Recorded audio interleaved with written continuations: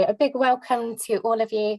Thank you for coming along today. And we are talking today about the government's Home for Ukraine scheme. So I'm Patty Gerke, and I work with the Compassionate Communities team. And we are a team within the Diocese of London, and we exist to equip churches to serve their communities. And I specifically support the work on refugees and asylum seekers, as well as homelessness and modern slavery. And we're hosting the event today with our friends from the Diocese of Southwark. And we've got Nicola Thomas here with us today from Southwark, and she's also going to be one of our speakers today.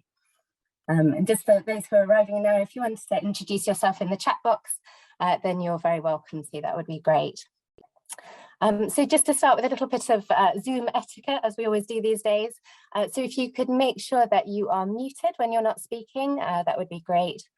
We are recording the session today for the benefit of those who can't be with us.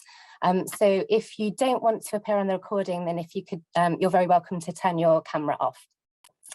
And in terms of the chat box, so after introductions, we're going to use that to collect any questions as our speakers are speaking.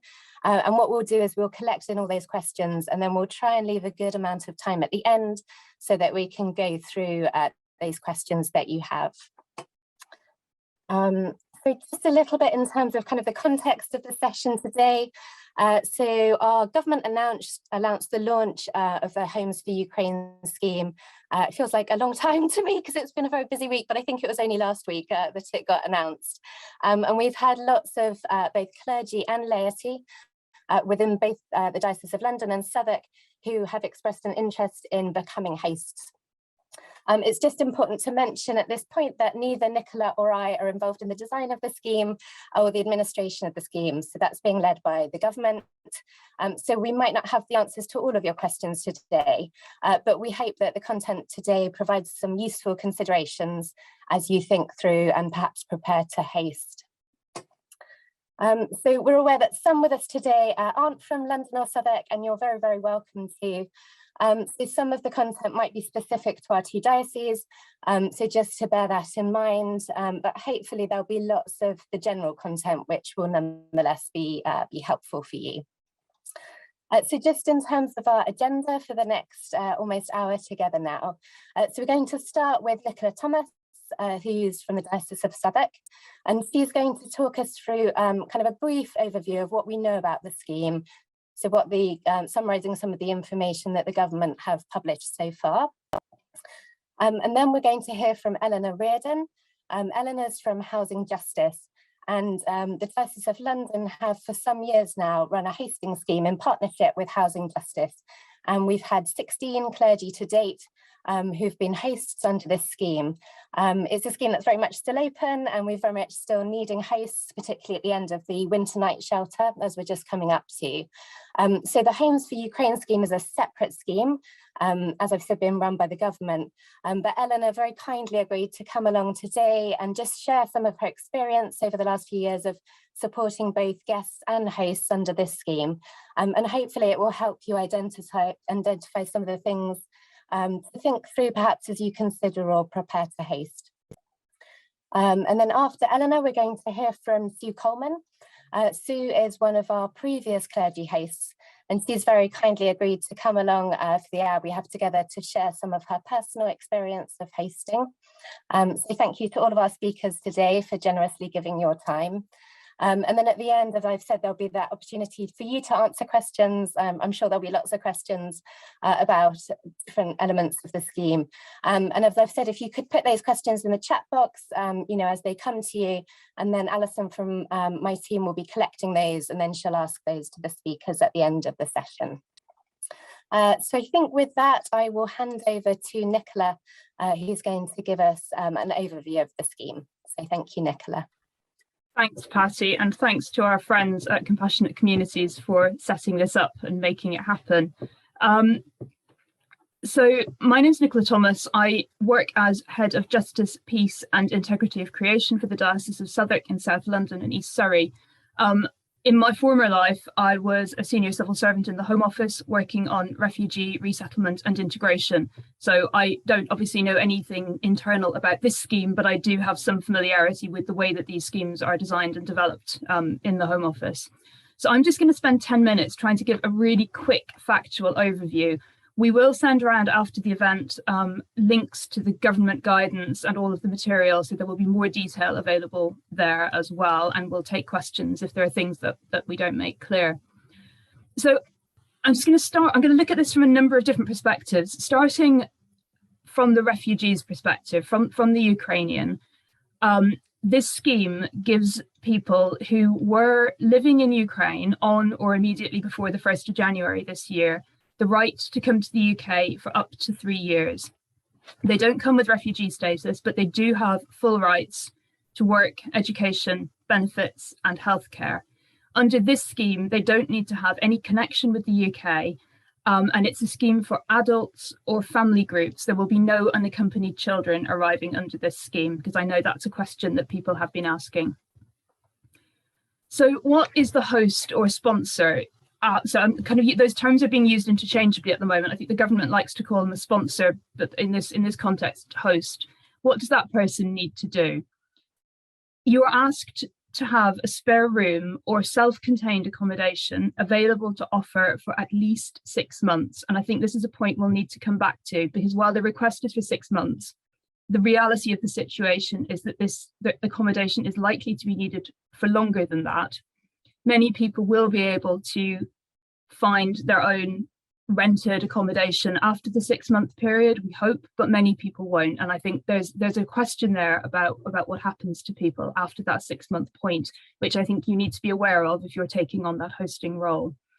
As a host, you and all adults in your household need to be prepared to have a basic DBS check or an enhanced DBS check if a child or a vulnerable adult is going to form part of the group that you are sponsoring.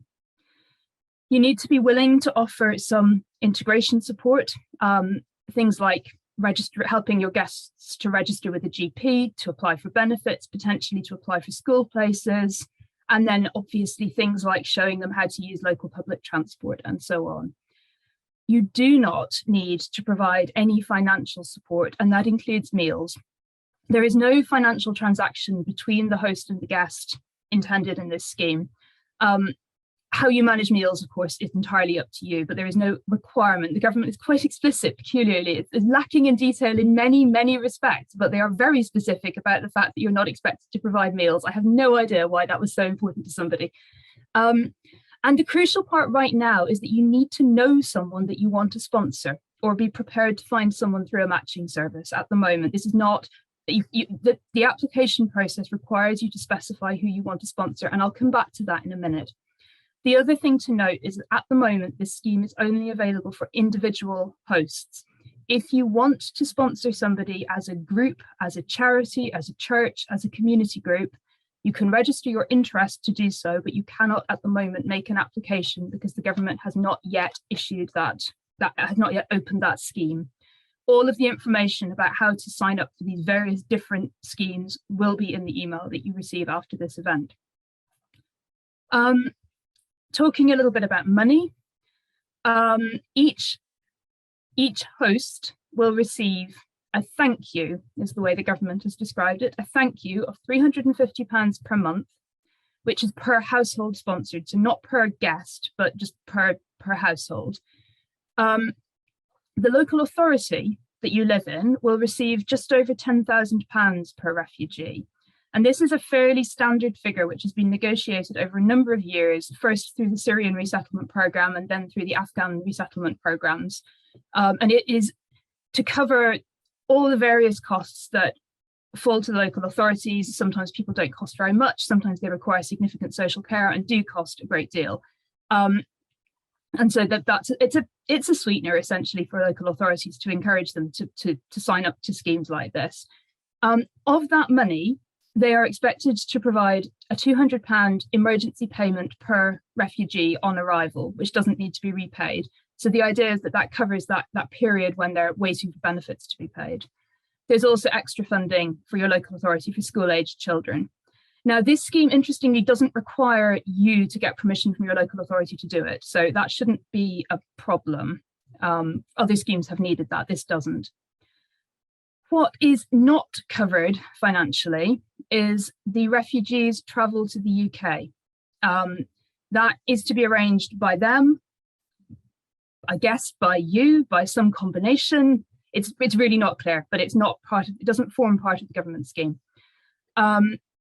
Although they do have a right to one free onward journey on arrival. So sort of the trains, they don't get any funding for travel from, say, Warsaw to Luton, but they can have a train journey from Luton to Edmonton, which I guess is better than nothing. And there's no integration caseworker provided under this scheme. Now, I suspect that some local authorities, some of the better local authorities, the better funded ones, if they have a large number of people arriving, may well appoint at least short-term, temporary, part-time coordinators to work with this group, but there is no guarantee that that will be the case. The sponsor, the host, is expected to help with things like registration with the GP and so on. So finally, I guess, how to do it. At the moment, if you don't know someone you want to sponsor, you can sign up to register interest with the government, and you can also sign up on a matching service. Reset is a national charity which works with the government, who are providing a matching service at the moment. Something that it's very important for me to say is that we do not encourage people to use things like Facebook to find refugees to sponsor. We're already aware that there are unpleasant things. It's an obvious route for people traffickers to use to get people into the UK via Facebook, and we would very much encourage you to either use a formal, reputable organisation, or I know that there are people who have contacts, Ukrainian friends and neighbours who have family members, and of course that's completely different. But I think it's really important to say that about not using random social media to sponsor people, because the intention is good, but the outcome might not be. So if you do want to do this, you just make one application. So it's either the host or the guest can make the application. You need to have detailed information available about both of you. So clearly you need to be in contact in order to do this. So that single application to the government is both your application to be a host and also the visa application for the people who are arriving. We don't really have much information yet about how this is working in practice because it's very new and not many people have done it, and the government are not publishing numbers. So I can't really say very much more about that. There may be people on this call who've already tried it, and if there have been, then we will look forward to hearing from you. I suppose just a couple of other specifics. The government have said that this will not affect council tax, that the payments will not affect any council tax discounts, that insurance, home insurance, is not affected by this. There has been a statement from the Association of British Insurers. So there are lots of, and that houses of multiple occupation thingies, bits of paper things, are not required for this either. So the general idea seems to be that you can just do it, you can just treat them like they're visitors, and it shouldn't have any effect on anything. There is now guidance emerging from the government more frequently with more and more detail in it. So there may be answers to questions, there may even be answers to questions out there that I haven't found yet. But that's the general intention seems to be that you should not be disadvantaged in any way by taking on a Ukrainian guest. I'm out of time and I'm going to stop there. Please do gather your questions and the things that I failed to make clear. But I'm going to hand over now to Eleanor to talk a bit about the hosting experience. Oh, great. Thanks, Nicola. And it's amazing to see so many people here today. As Patty said, I'm with Housing Justice, which is a Christian homelessness charity that works across England and Wales. And in London, we have our hosting project. And that's been running since 2015. So we've got a substantial amount of experience, and although, like Compassionate Communities, we're not directly involved in the government scheme, we still thought it would be useful today to share some of our experience for those of you who are thinking about hosting. So I am going to share my screen just so I remember what to talk through. Yes, so like I said, we've been going since 2015. We have some clergy hosts and some non-clergy hosts, and we operate all across Greater London. So I'm going to try and make this as relevant as possible for the Ukraine scheme, although like I say, we're not directly involved in it. So first off, just wanted to say some of what we're talking about is how many gaps in the government scheme there are, or the things to think about that might be more negative, but from the people we know who host and who have hosted, they often say amazing things about their experience. So this is just some of the quotes we've got from our current hosts. Now, the people we host are usually refused asylum seekers or other destitute migrants working through their immigration case. So slightly different to the Ukraine scheme, but still a similarity. You've got someone from another country who's less familiar with the UK, and you're giving them a spare room and somewhere safe to stay. So these are just the sort of things that our hosts say, and I'm sure, you know, would be similar to people's experiences, hopefully, with the Ukraine scheme. So first of all, I wanted to just talk about some things to think about for people who are maybe vaguely considering hosting and not sure if it's for them. And these are things that we would suggest to our hosts to think about before really committing. So it's really important to think about how it'll affect your household, including everyone in it. So if you've got children and young people, explaining it to them. If you've got lodgers already, explaining it to them, and just how it might affect any dynamics in the household. I also think it's really important to understand what you're expecting from a guest and what are you going to do if they're different to this. So you might be expecting someone who's immensely grateful and, you know, just really wants to share their time with you and get to know you and tell you all about their experiences and their culture. And then someone might turn up who isn't at all like that, but you're still able to help them. So it's being prepared that you don't really know what the person is going to be like, you know, unless of course it's friends or family who you're bringing over. And then just to think about in general, when you have guests in your house, how have you found it? Because to be honest, if you're the sort of person who doesn't really like having guests in your house, it's definitely not a good idea to commit to at least 6 months of it. And then of course to think about why it is you want to host, because, you know, if it's on a whim, again, a 6-month commitment isn't going to be the wisest thing. And then understanding why you want to host and why now is also going to be useful, you know, I guess to keep you motivated, because the government scheme is taking a while to roll out.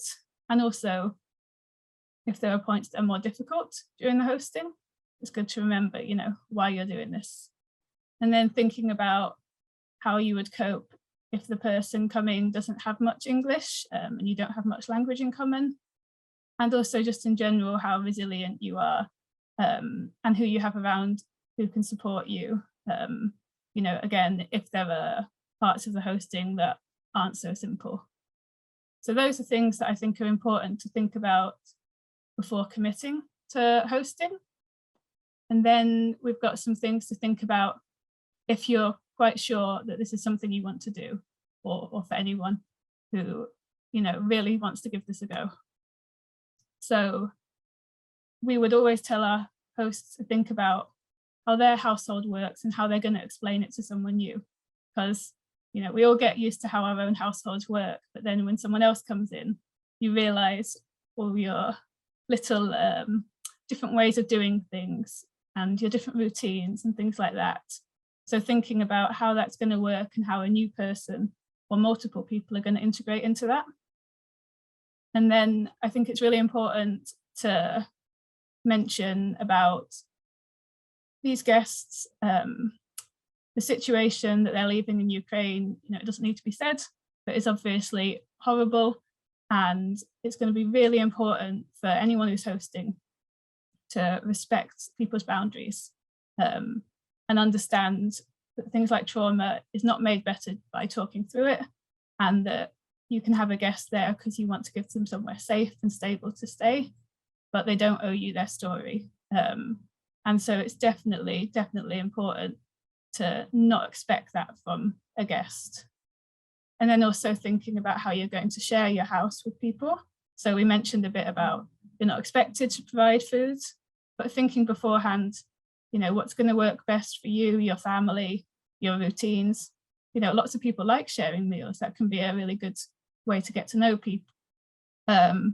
Or if you want someone who's going to be more independent and who's going to do all their own cooking. So thinking about that beforehand. And then also thinking about your own commitments. So like some of our hosts are very busy people. They're not able to provide very much support. Some of our hosts have much more time and are able to be much more hands-on with guests.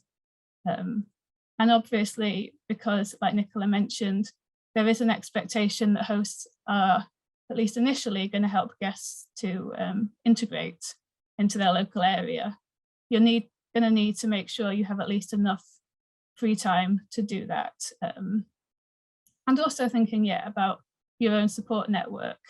You might have people who can also help out with this. Even if they don't have a spare room, they might be very involved in your local community, so they might be able to help as well.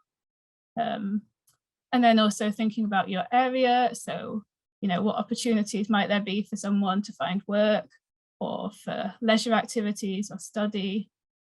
Again, these are just good things to have in mind before someone comes to your house.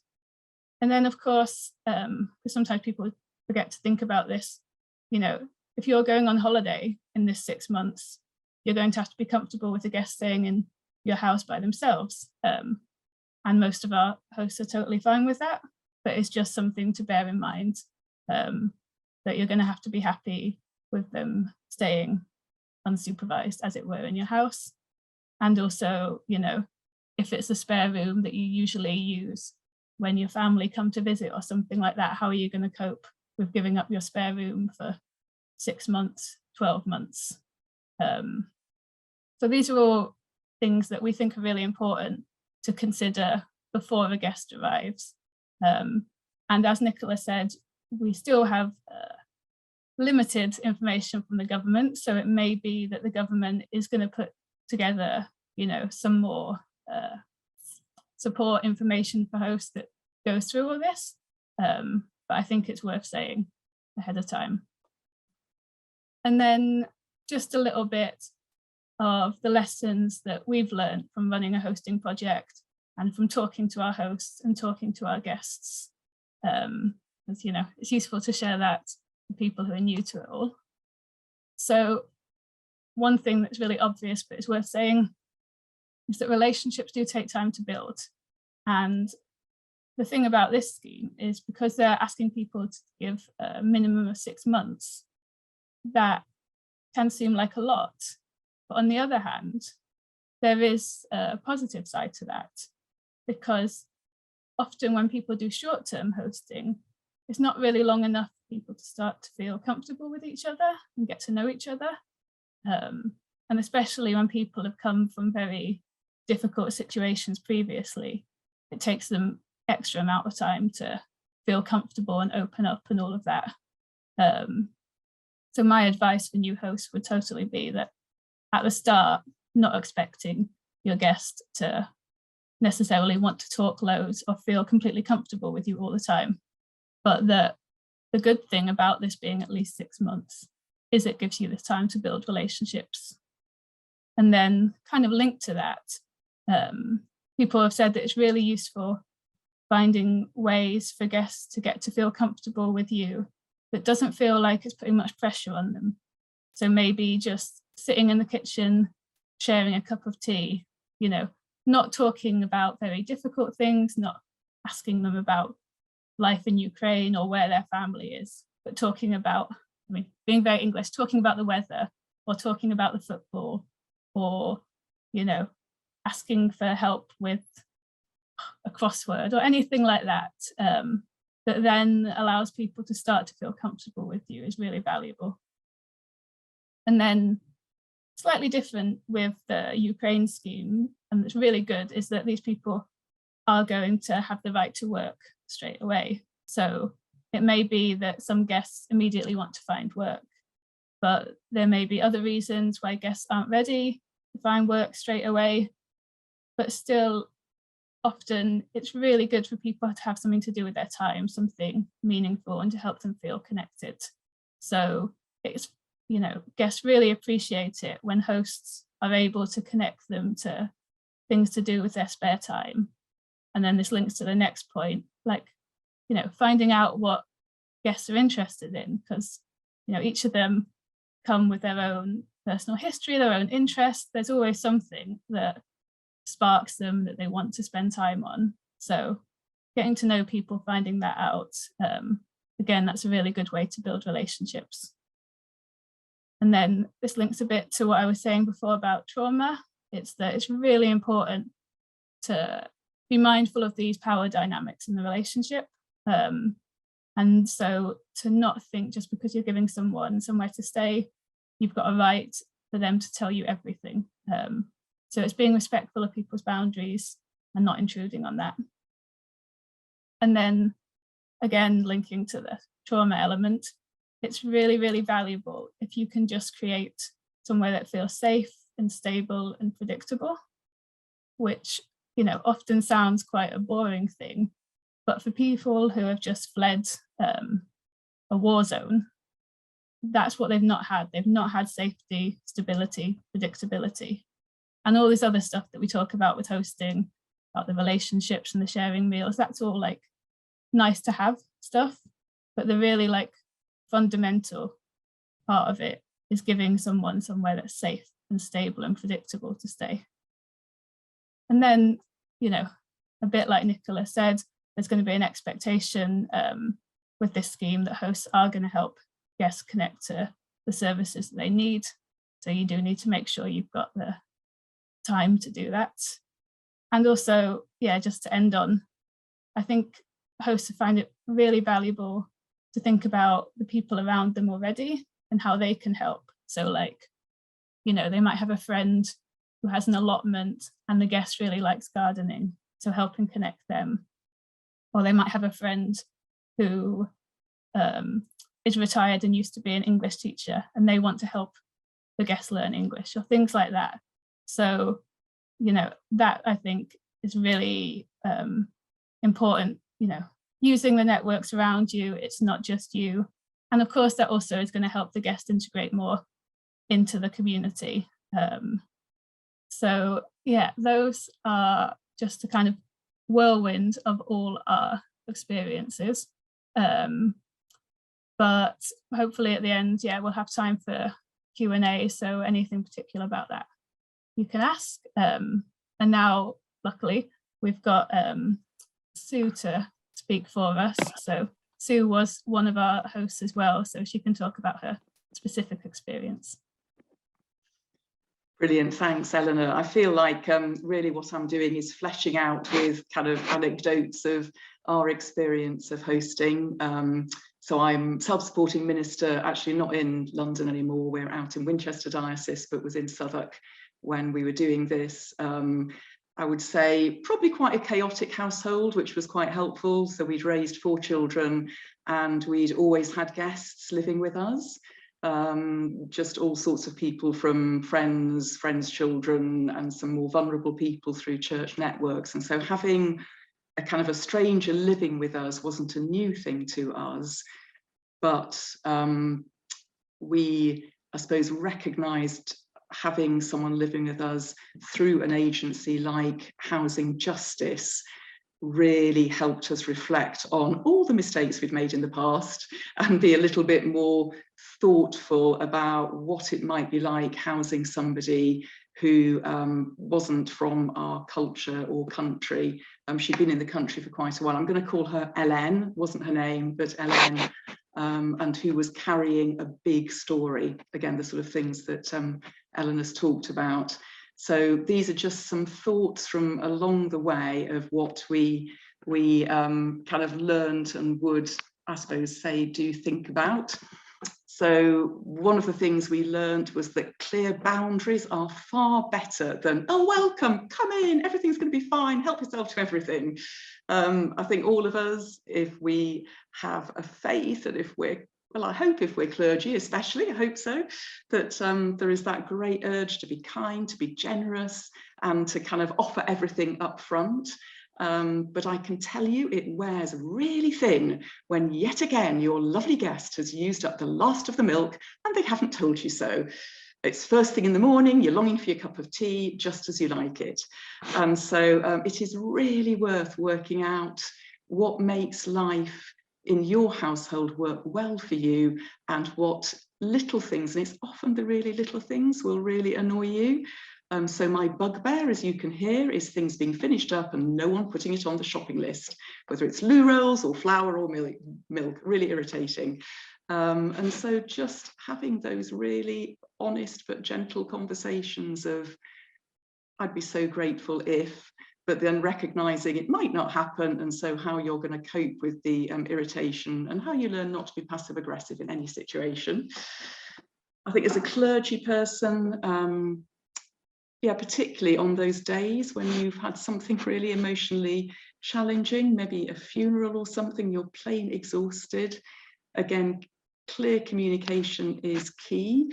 I used to come in the back door on my bike, and if dear Ellen was in the kitchen, I could feel my hackles rising. I'm not proud of admitting it, sense of shame, but I thought I'd be okay going to my study or my bedroom or the front room, but I wasn't. My kitchen is my kind of de-stressing space. And so just again chatting to Ellen about that, and in fact it was lovely, she took over our front room, and I must be really northern because we very rarely used our front room, it was for best. And actually Ellen found a really safe space there to look at her iPad, to do phone calls, etc. And it meant that it was really easy to say when I came in and I was stressed, do you know what, it's been a really tough day, and bless her, she'd nip off to the front room and you know, make space there. I think it's really clear, and again, housing justice really helped us think this through, thinking through what you really can and can't offer. Both my husband and I were kind of working really hard. I was juggling different things as an SSM. I was away quite a bit. We had a fantastic lodger who was a social worker, but working with children looked after. So again, used to come home exhausted. And we knew we couldn't offer kind of deep day-to-day pastoral care, but we could offer a clean, dry, comfortable, welcoming environment. And so I think on one hand, really important to work out actually what is it that you're offering? Is it to be welcomed deep into the bosom of your family life, if that's what life is like for you? Or is it simply a safe space? And so when we did our kind of matching through housing justice, that's what we offered. And actually that was what was needed. So for this dear girl who lived with us, she'd been either homeless or sofa surfing for many, many years. And so to have her own room with her own bed and her own bedding and a door she could shut that was her space, we did not realise how valuable that was to her. And that was the sort of massive thing that helped her feel at home. And so again, as Eleanor was saying, we've got no right to hear the stories of those who are traumatised, who come and live with us, and that maybe the biggest thing that one can offer just is that space. I think having said that, I found it much easier hosting. So if any of you have got sort of your family life is with small children, I actually found it easier hosting when we had kids around, because they're great diffusers of and kind of normalizers. And actually in the past, guests always used to just eat with us and they mucked in with family life, and that worked for us at that time. But maybe one thing we learned from that was making sure we really listen to our children.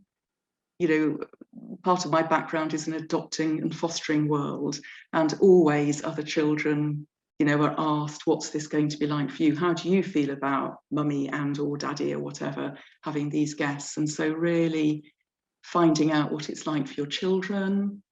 What else did I want to say?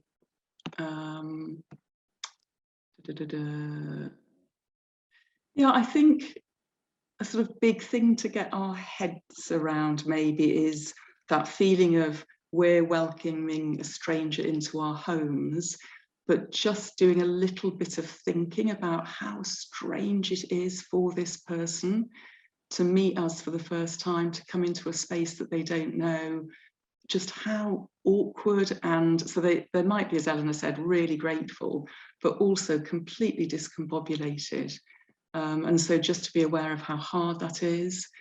It might take a really long time for your guest to feel safe. And so, for example, at the beginning with Hélène, we hardly saw her.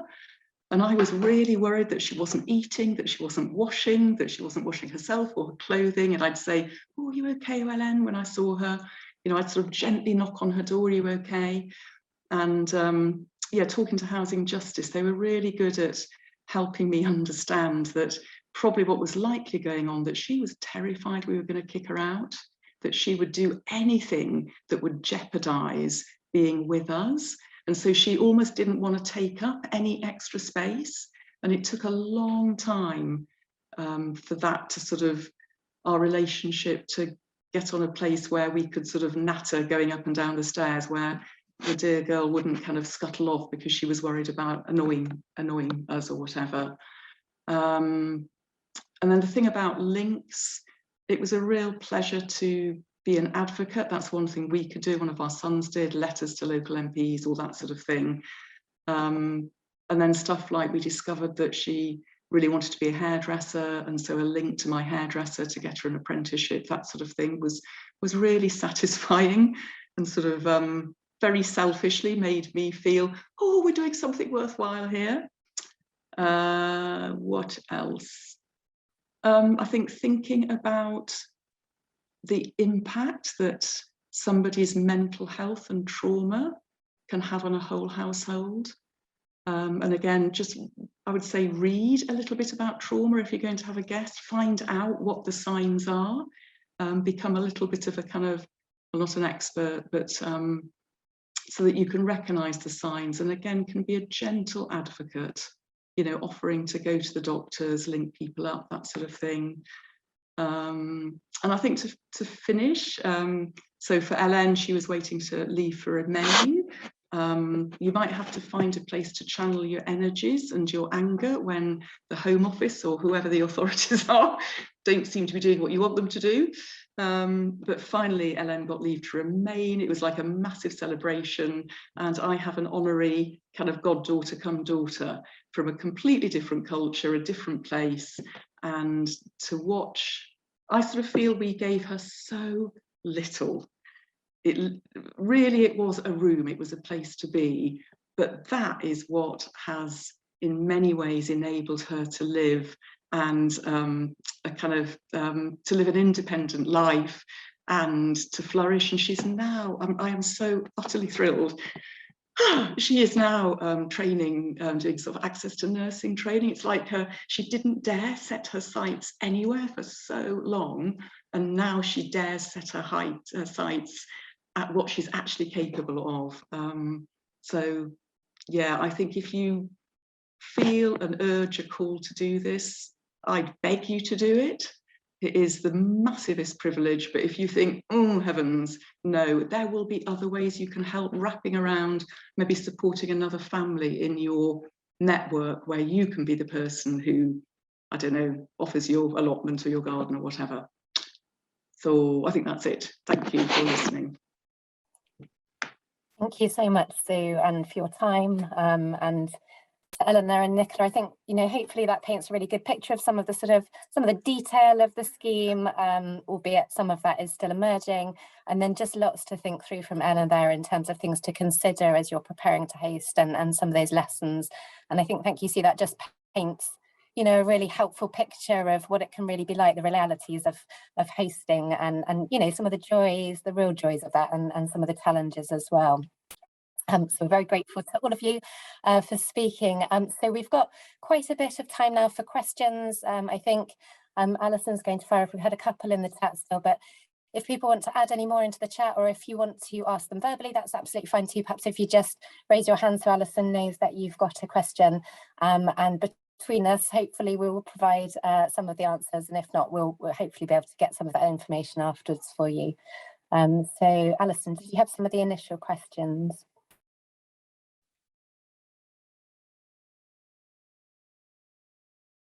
Alison sent a couple of the initial questions through to me already, actually. So shall I pick up on those ones? Yeah, that would be great. Thank you, Nicola. So two specific questions.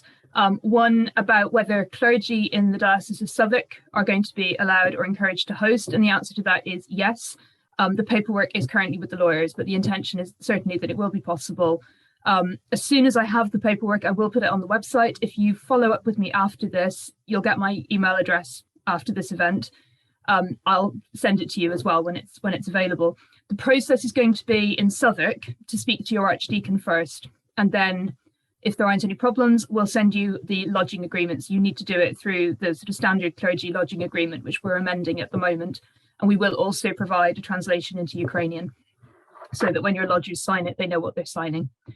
And the other question was, what if someone comes on the family visa route? How does that work? So this is, I didn't go into this because I thought I was just going to confuse myself, not to mention anybody else, if I tried to cover both routes, but I will try to be clear. So you will be aware that there is a completely separate scheme where Ukrainians who are already in, well, no, actually you don't have to be Ukrainian. A person in the UK with family members in Ukraine can sponsor them to come here. That is completely separate from this sponsorship agreement, from the Ukraine's homes, from the Homes for Ukraine scheme. The family scheme does not require the sort of sponsorship element of it. So you just sponsor someone, your family member, they can arrive here. What it does not involve is any of the government involvement in the hosting side of it. So they can stay with you, they can stay with your friend, they can stay with somebody down the road, but there will not be any DBS checks. There will not be any welfare checks from the council, because the intention at the moment is that the council will visit once, either before or after the guests arrive, just to check that everything is suitable and above board. There won't be any of the government thank you payments. And I think by implication, there also aren't any of the government guarantees around council tax and insurance and so on. Now, I don't know how that would actually play out, but just to be aware that you would not be covered by any of that if you went down that road. Not to say don't do it, it's just that's how it stands as I understand it at present. Great. Sorry, that was No, that's really helpful, Nicola. I think there was another question about how about London Diocese? So similar but slightly different process. So we have a like a Google form which we're asking anyone either considering or has signed up with their intention to host fills in, and that's really just so that Alison and I and the Compassionate Communities team are aware of that, so we can offer support from our side, and also so we can link in with the safeguarding and property teams. And then we've got, well, it's in draft form, but we're hoping to finalise it by next week, a hosting agreement which is based on the version we've already used with Housing Justice, which would be between you and your guest. We're also getting that translated at the moment into Ukrainian, again, so that you know, both of you fully understand that agreement. And then we're working with the sort of safeguarding and property teams just so that they can support you around that process as well. So that's the process in London. I've put up, as of yesterday evening, a sort of page on our Compassionate Communities webpage, which just looks at some of the detail of the scheme itself, but then also some of the processes for London clergy in there as well. And we've got a sort of tips and considerations document, which is a lot of what Eleanor's covered. I mean, there's some really helpful extra information from Eleanor there, and I think she's kindly agreed we can share the slides, which we'll do after the session today. Were there any other questions that people had at this stage?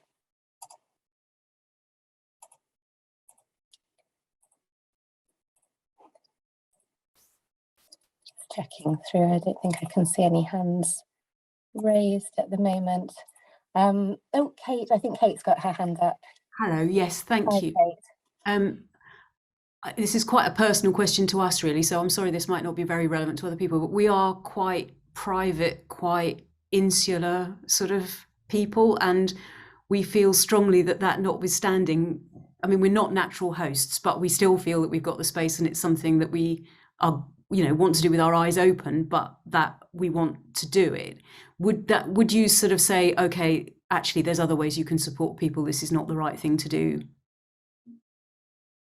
Yeah, I don't know, Eleanor, you've had a whole variety of hosts come through. I mean, would you want to take that one?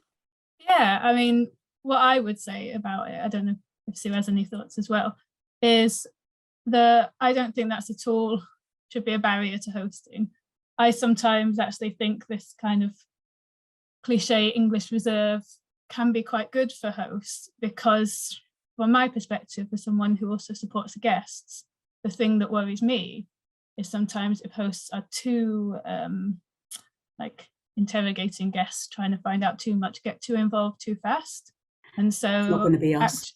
So actually people who have their own boundaries, as long as there still is that care there, you're doing it for the right reasons, that's not at all, I think, a barrier to hosting. And I think it can be the same, like I was saying with guests, it takes them time to feel comfortable. It can also be the same with hosts as well. And a lot of guests, talking to them and their experience, that they do find it difficult at the start, kind of like Sue mentioned as well. And so actually just being given space to settle in and not being overwhelmed by attention can be a really good thing. Can I sort of add in too that I just think there are so many different roles, and that I don't know quite how agencies are going to be involved, if at all, with this process. It sounds like there's direct matching and then you're on your own, mate. And if we know people who are hosting, to be almost a kind of key worker is maybe too strong a word, but to be the person that your host can go to, or that your guest can go to, or you can offer a slot once a month. I mean, it's what Housing Justice certainly did for us, was that safe space to talk things through outside of the hosting home, and maybe that's something to offer. It isn't for everybody, and you really have to know yourself. I think God does. Well, I don't know how you felt it getting ordained, is it, Kate? That wasn't something I wanted to do at all, and God just nagged and I ended up doing it. And sometimes God utterly pushes us out of our comfort zone and we discover it is a wonderful thing. But I would listen to your best intuitions in prayer, in thought, and work out what God, if it's not too simplistic to say, I hope it isn't, what is God calling you to do? And it may not be hosting, but it might be.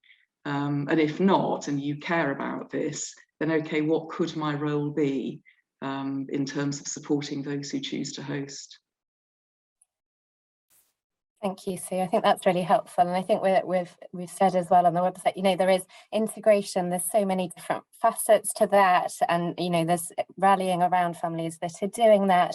So I think if you're not intending to host, but someone that is, it's offering that support. But also, if you don't know of anyone hosting, then we're going to try in the Justice of London to sort of collect in any support needs as we hear them, and we'll try and publish those through our newsletter. So if you're signed up for our newsletter, we're going to try and sort of ensure some kind of coordination of sort of matching offers of support to needs where we hear about them. I think Laura had her hand up. Yes, sorry, there's something wrong with my keyboard and I can't type in the chat. so I know I'm calling in from Belfast in Northern Ireland, so I know I'm not close to the area, but this has been so helpful and really practical. And I was just wondering, so as somebody, I would struggle a bit with boundaries, and I'm a bit more aware of that now and learning that in some previous shared housing situations. But would you recommend, you'd mentioned about a lodging agreement, is that something you'd recommend to for an individual within a church hosting? So myself and a few people have signed up, some are potentially thinking about it, but for myself, is that something that would be good in a situation, or is that more like through an organisation? Or yeah, I mean, I might hand over to Eleanor in a second, but we so under their our clergy hosting scheme, they have a sort of I mean, it's called house rules, but it's really just considerations that we think it's useful to talk through in advance. I think Sue talked in her session about just how useful it is to have some of those conversations up front. And in terms of boundaries and things. So we've put in, we'll post our webpage afterwards, but there is like a tips and considerations document, and there's a list of some of those things that it could be useful to talk through in advance. I mean, under our other scheme, it's because we run the scheme, it's a sort of, it's part of the formal agreement process. And this is obviously not the scheme we're running, but I think we would recommend that those are some helpful areas to think and talk through with your guest in advance. Eleanor, is there anything else you would add? Not very much. I think you covered it there. Yeah, just that our agreement looks a bit like a tenancy agreement, but obviously isn't, because the people we're hosting don't have right to rent, but just kind of sets out how it's going to work. So I don't know in terms of the government Ukraine scheme what paperwork is there going to be, anything like that. But like Patty said, the things that we call house rules, you know, that's not really a legally binding part, but it's really useful to talk through. So we talk through things like meals and food storage, like sharing bathrooms, like the household routine, things like that, that are like really, like Sue mentioned as well, that are really good to get down at the start. So even if it's not like a document you're signing, but it's something that you talk through beforehand, I think that's, yeah, really useful to do when the guest arrives. Oh, that's really helpful, thank you. So I think I struggle with them, or not, I don't know, really wanting somebody to feel welcome, but then, and I don't know, don't want to talk about that because I don't want them to feel, oh, they're, I don't know, yeah, so overthink it. Also, it'd be good to actually have clear some tips and things to think through like that. Would be great. Thank you. Great. I think there was a question from Joan. So I'll just read it out. I'm a widow living alone in a family home. My daughter lives alone in Kent and is offered to host as well. Do you think it would be unwise for a woman who lives alone to host? I know that we have a number of single hosts, don't we, under our current hosting programme. I mean, under our current hosting programme, we have tended to match women with women and men with men. So I think that's obviously we're not doing the matching under this programme, but I think that would be something to consider as you're thinking through, or as you get offered potential matches under any charities that you might be signing up with to be matched if you don't know of someone already. Eleanor, is there anything in terms of, or talk you through experience of our current sort of single hosts? No, I would say that we actually have probably more than people would expect hosts, I guess, in that demographic, like older single women, and you know, they enjoy hosting and it works quite well. It's often people who, you know, their children are grown up and have moved out, things like that. And in our small experience, we've never had any issues with that. But like Patty says, we generally would only put a female guest with a female host. And, you know, ultimately it's up to you to decide, you know, what makes you feel safe and things like that. But we certainly, yeah, wouldn't have any issues in our scheme with single women hosting. Great. Were there any final questions? I can't see any more in the chat. I might just sort of explain just next steps. I mean, firstly, a huge thank you to to Eleanor and to Sue for so generously giving their time for this session today. It has been recorded, so we will post that on our YouTube channel, and we'll send details of how you can kind of get access to that and share with anyone who's missed the session. Thank you for questions as well. So we will send through an email tomorrow from Nicola and I, and that will include links of some of the things that Nicola's talked about in terms of the scheme and how to sign up. It will also include kind of links into our Nicola and I's websites, where we're updating information as we hear of developments to the scheme. In terms of points of contact, so if you're in the Diocese of London, then I am your point of contact in the Compassionate Communities team, and my details will be on the email, and Nicola is your point of contact in the Diocese of Southwark. And I think a few people had asked if Eleanor's PowerPoint could be available, because I think that's just, yeah, it's just a very helpful visual. And she's confirmed, I think, that we're happy to share that. So we'll make sure that that gets sent around as well. I was just going to check with Nicola, is there anything from your perspective that you wanted to add or needed to add? No, I don't think so. Thank you. It's great to see so many people here. Do follow up with me if I can help in any way. In Southwark or beyond. I'll look forward to hearing from people. You'll have my email address in due course. Thank you. Fantastic. Well, thank you so much for coming, and I hope you get out in that lovely sunshine at some point this afternoon or this evening. So, and thanks again, Eleanor and Nicola and Sue, who I think just had to go.